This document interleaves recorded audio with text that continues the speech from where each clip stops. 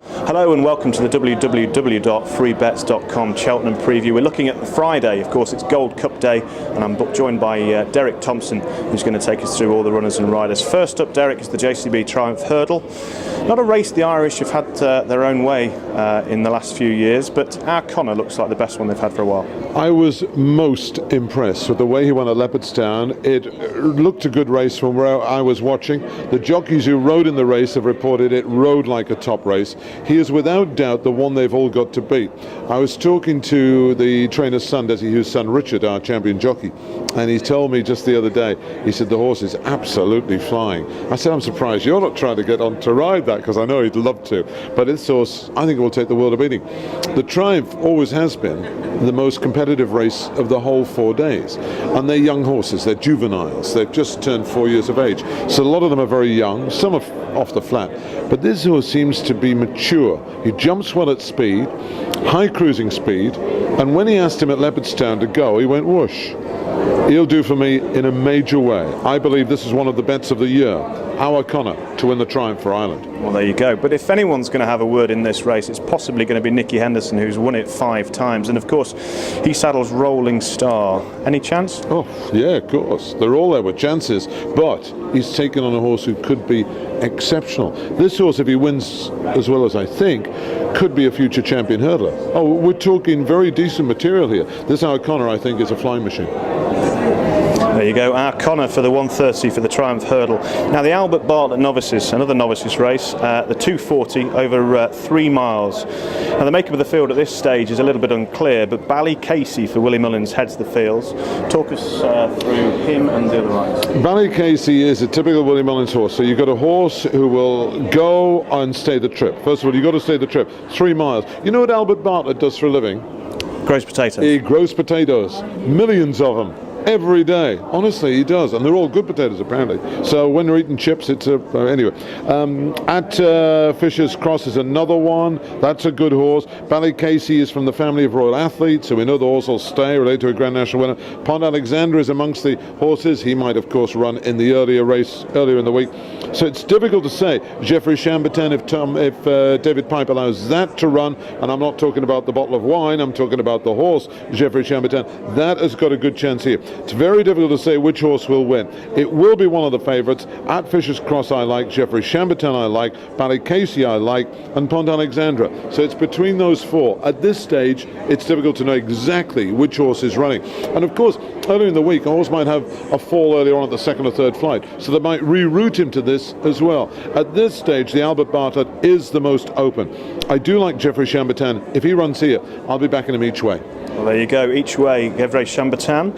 Now the big race, of course, on the Friday and probably of the festival is the Betfred Cheltenham Gold Cup at 3:20. The horse that's going for it again, trying to emulate Corto Star, is Long Run.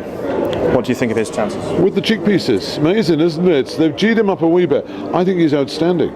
Captain Chris, when he led over the last, I tipped him to win, and I backed him to win the King George. I thought, great, he's got him.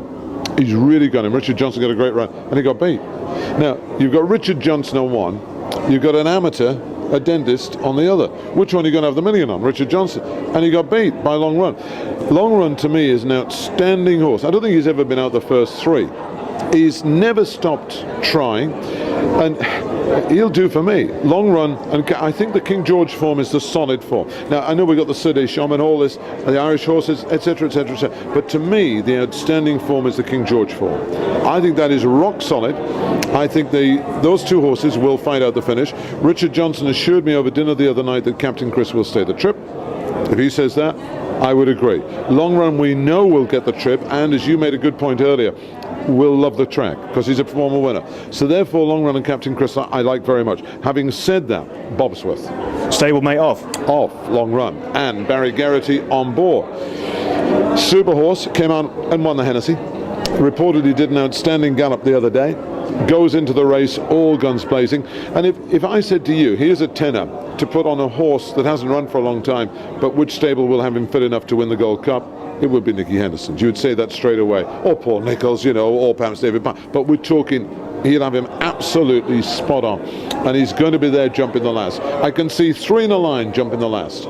Which one's going to come up? It could be It could be that close in the Gold Cup. I think it's that open. And I think the courage that Long Run showed at Kempton, all right, Kempton's flat track, but he will act up Cheltenham, could get him home. So I think Long Run will win. I think Captain Chris each way is going to be in the 3. And I think obviously Bobsworth is a big rival to everything. Well, one trainer you mentioned there was Paul Nicholls, and he obviously saddles Silviniaco Conti, who's another one. And I guess we ought to probably have a word about Willie Mullins's Sir Deschamps. Easy for you to say. I agree entirely. Let's try that one Both again. have got good horses. Yes, no, it's great. I like that. I think Sir Deschamps has got a great chance. I also think Silviani di Conti or whatever it's called. It's easy for you to say. So that is, I don't know whether he's good enough to win the Gold Cup. And I don't know the answer to that. And you could probably say to Paul Nicholls and Ruby, is he good? They would probably say the same. It's a very difficult one. He's done nothing wrong. He'll stay. He's got a tremendously high cruising speed. And if Ruby on board, wow, you're going for it. So it's a cracking good goal. You could narrow it down to 6 or 7, and you still might not get the winner. Could this be the year of the big outsider? Could we have a 33-50 to 1 shot? I think we will have a shock in another race. I'm going to give you that in a few seconds. But I think this year in the Gold Cup, I think the 21 Captain Chris is tremendous each way. But I think Long Run will take the beating. There you go. If you've done your dough in that one, you'll be looking to get out of jail, I'm sure, in the Fox Hunters. Maybe you'll have won a few quid and you'll have it to put on the Fox Hunters. Yes. But I'm guessing this is where your outsiders in, Derek. This is it. Now, after the Gold Cup, we're all rushing around. I've got a microphone asking who's won, who's in, and people are getting stories. And wasn't that fantastic? Let's go and have a drink. And everyone forgets that the Fox Hunters is next. Now, this is the Amateurs Gold Cup. This, for me, is the best betting race of the week. Now, the Fox Hunters is unique, amateur jockeys, all right? So you've got to have a good amateur jockey, all right? Or you've got to have an outstanding horse. Now put the two together and you've got what I consider to be a bet. In my book, there's only 4 or 5 who can win this race. In all the other races, apart from Spinter Sacre and the Queen Mother, it's basically you can narrow it down to 4 or 5, 6. There's one horse that stands out at a big price. I saw this horse win up at Musselburgh and said, Musselburgh? That's nothing like Cheltenham. I know, but it's actually trained just down the road from Cheltenham, owned by an 80-year-old lady who thinks I'm stunning, which is always good, so I'll get a big kiss. And the horse is Creevy Tennant. Who he, you say? Creevy Tennant. When he won up at Musselburgh, he annihilated a decent field. He had the race won with a circuit to run. He won by a fence and a half. And I thought, wow. Now, on his last run at Cheltenham, he wasn't foot perfect, but he is a winner at the track, so he can win at the track. It is the Fox Hunters. They're not going to go 5 million miles an hour. It's the Amateurs Gold Cup. Creevy Tennant, each way, 20 to 1. Go on, my son. There you go, Creevy Tennant. That sounds like a decent price for the last wager of the day on the Friday. But I'm just going to ask you before we go, Derek, your top tip of the whole meeting, the 4 days, 28 races. Give us the big Thommo tip. Creevy Tennant, 20 to 1 each way in the Fox Hunters. Pont Alexandra, whatever race the horse runs in, will win an overturn to win the Arkle. Well, there you go. That sounded like 3 tips to me, but all valuable ones, hopefully. I hope you have a great festival. Hope your tips come in. Hope your bets come in. And, of course, don't forget, all the best bookies offers are at www.freebets.com.